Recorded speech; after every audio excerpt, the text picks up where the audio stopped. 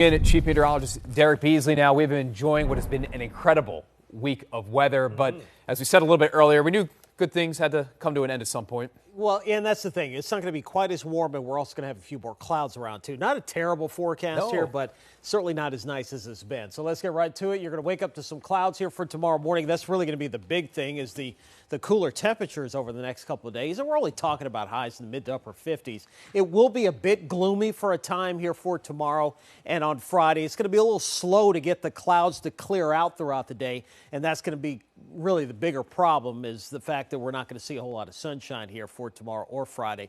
But it does look like we stay overcast into Saturday. The difference is the winds are going to be coming out of a different direction. That means they're going to be coming out of the south. That's going to warm us back up. Mid to upper 60s Saturday, 70s on Sunday. It's going to be very windy, particularly during the afternoon on Sunday into Sunday night.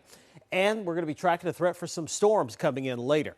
Now, of course, you've heard a lot about the blood worm moon, the total eclipse that's going to be coming up here, the total lunar eclipse that's going to come up early on Friday morning. Right now, the viewing is not looking good. Totality is going to be between 2:30 and 3:30 a.m.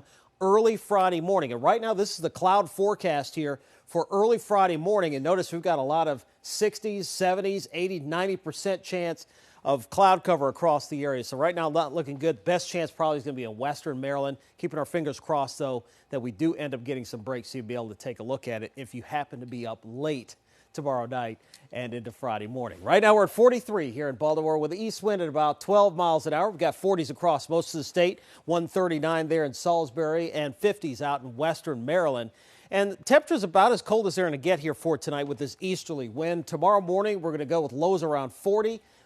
East winds will continue at 10 to 15.